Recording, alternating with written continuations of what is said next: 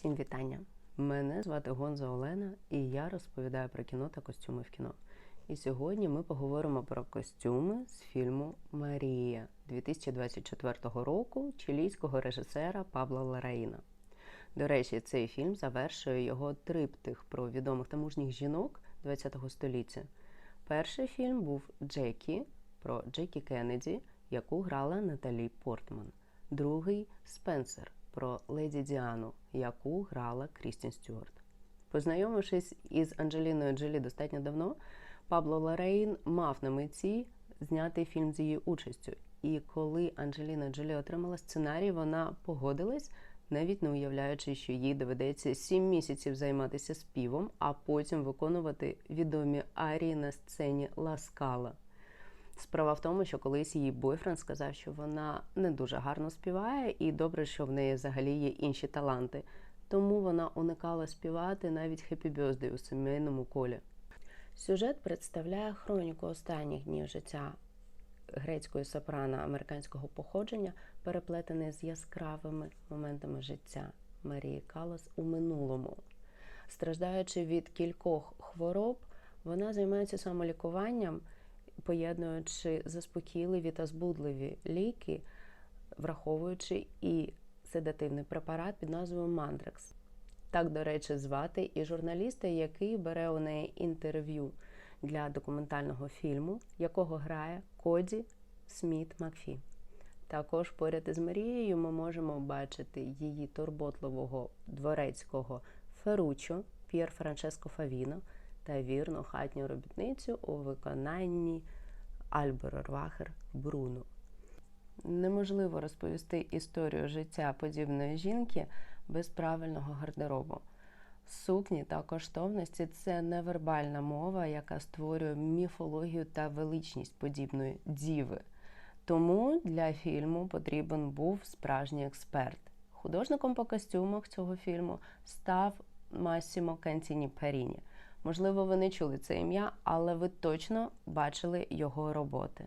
Він робив костюми для таких фільмів, як «Феррарі» минулого року, фільм Майкла Мана, «Сірано» Джо Райта, «Пригоди Піноккіо» та «Казка казок» Матео Гароне, «Офелія» Клер Маккарті та низка інших. Для пошуку ідей та черпання натхнення Масімо вже ж використовував фото та відеоархіви, яких зараз у публічному доступі доволі багато. Марія Каллас, в принципі, була публічною особою. Але Масімо заглибився у це дослідження доволі тяжко і віднайшов фото, де вона зустрічалася із друзями, де вона обідала поза домом. Тобто низку подій, які не належали до її професійного життя. І це якраз допомогло втілити ідею Пабло Ларраїна і розробити гардероб 50-х, 60-х та 70-х років. Для героїні Анджеліни Джолі було розроблено 60 костюмів, проте у фільмі використовується близько 50. Багато з цих костюмів було розроблено з нуля, самим Масімо і його командою з 20 осіб, а також деякі у співпраці із кількома парцяжними майстернями у Римі. Але були й вінтажні речі, адаптовані під Анджеліну Джолі. Одна з улюблених речей, розроблених з нуля Массімо Кантіні Паріні, вовняний халат кольору слонової кістки, який героїня Анджеліни Джолі носить вдома. Зверніть увагу, наскільки він контрастує з гардеробом темних відтінків, у яких вона з'являється в публічних місцях. Кравчиха, яка його в'язала, використовувала 2 типи пряжі, що надало йому тривимірного вигляду класичного халата і водночас створило відчуття захисту і навіть броні. В інтерв'ю для сайту Motion Pictures Масімо згадував також, що йому дуже сподобалося розробляти сукню, яку надягає героїня Анджеліни Джолі під час виступу Медеї. Справа в тому, що там силует доволі простий, проте складність була в тому, щоб розписати цю сукню власноруч. А оригінал цієї сукні знаходиться у музео театралі Ла Скала, тобто музеї при Ла Скала, і у Масімо не було доступу до оригіналу. Тому треба було робити цю сукню з нуля, і вони зробили 8 суконь, перш ніж Масімо нарешті був задоволений результатом. Але результат був настільки класний, що навіть режисер хотів придбати цю сукню у власну колекцію, але кравці, що її зробили, вирішили, що вона все ж таки повинна залишитися у їхньому власному архіві. Ще одна сукня, яку йому дуже сподобалося розробляти, це прототип оригіналу, який надягала Марія Каллас під час виступу в опері Анна Болейн у Ла Скала у 1957 році. Складність розробки цієї сукні була в тому, щоб добитися ідеального темно-синього відтінку. І коли він зміг все ж таки знайти правильний відтінок, він казав, що це просто реалізація мрії.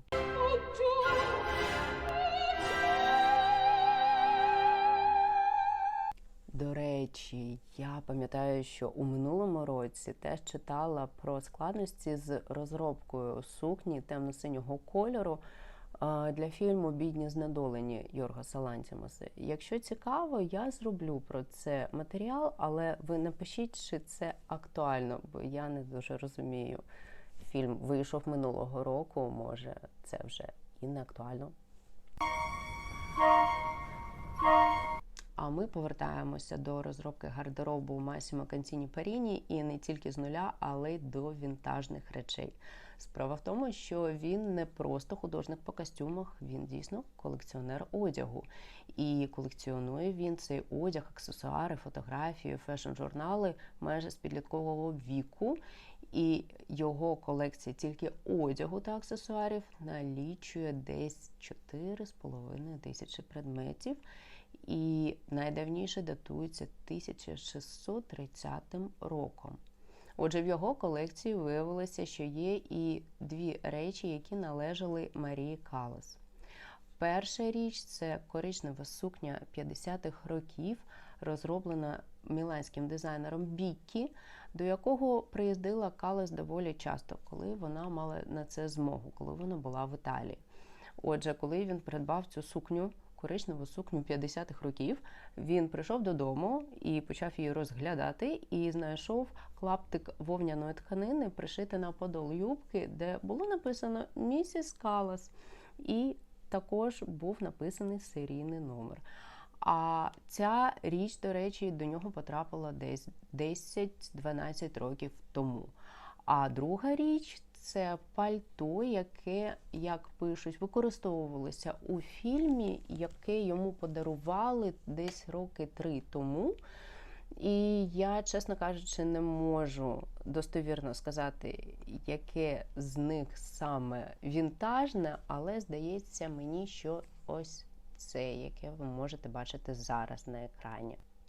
Звичайно, наше сприйняття образу Марії Каллас було б неповним, якби режисер не дав нам доступ до її приватного простору. Художник-постановник Гай Хендрікс Діас, який працював з режисером над фільмом «Спенсер», разом із Масімо розробили її будуар, її секретну кімнату. На манекенах та вішалках ми можемо бачити речі, у яких героїня Анджеліни Джолі з'являється на протязі всього фільму, які вона носила на якісь урочисті та пам'ятні події. Також ми там бачимо багато аксесуарів, а вони, як ми знаємо, відіграють ключову роль, коли ми дізнаємося щось про епоху, у яку жила та чи інша героїня. До речі, ці аксесуари, частину з них Масімо знайшов, а частину треба було також відтворювати з нуля. Тому що аксесуари тут ключова історія. Марія Каллас дуже полюбляла рукавички та шарфи, і ми можемо бачити на протязі всього фільму, як вона їх змінює. А сам Масімо їх шукав не тільки у різних містах, але й в різних країнах. Ну і а вже ж прикраси. Перфекціоніст Масімо Кантіні Паріні не міг пройти повз цю історію і відтворив багато прикрас з колекції Марії Каллас, а вона дуже любила коштовності. Багато з них їй подарував її чоловік Джованні Батіста Менігіні, заможний підприємець, старший її на 28 років. Наприклад, як писав Стефано Папі, співавтор книги «Ювелірні вироби ХХ століття і ікони стилю», Джованні на її тріумфальний виступ у Медеї у 1953 році у, звісно, Ласкалі подарував їй парюру з рубінів та діамантів, що складалася з кольє, браслету та сережок. До речі, прототип цих коштовностей ми можемо бачити на Анджеліні Джолі у епізоді, коли Марія знайомиться з Арістотелем Анасісом. Як згадується у книзі пана Папі, цей комплект був куплений у міланського ювеліра Фараоні, який був ще відомий тим, що продавав коштовності від Гаррі Вінстона. Насправді дуже мало відомо про походження прикрас Марії Каллас. Про них дійсно є мізерні свідоцтва, проте експерти стверджують, що багато з них дійсно здається від Гаррі Вінстона, але ювелірний дім не коментує. Але Cartier тут справжнє. І дві броші, які були на Анджеліні Джолі під час прем'єри фільму на Венеціанському кінофестивалі, дійсно належали Марії Каллас. Перша – це культова модель Cartier Panthère, де пантера, що лежить на шматку різьбленого білого халцедону. І друга – це брошка-затикач Роза. Ця модель була придбана у 1972 році. І ці пелюстки можна відкрити, натиснувши, а потім помістивши смарагд між листям. До речі, цю прикрасу ми бачимо ще й на Анджеліні Джолі під час сцени, коли Марія зустрічається із своєю сестрою. І, як казала сама Анджеліна Джолі, у сцені, де вони стикаються з багатьма суровими істинами. Ну що ж, кожного разу фільм «Це фантазія», і цей фільм не виключення. І ми можемо тільки здогадуватися, чи дійсно Марія Каллас могла бачитися із Джоном Ф. Кеннеді, і чи дійсно їй хотілося співати в останні дні життя. Але тепер ми знаємо трошки більше про те, як ця фантазія була зроблена. Якщо вам цікавий цей контент, підписуйтеся. Наступного разу роздивимося іншу фантазію. До зустрічі!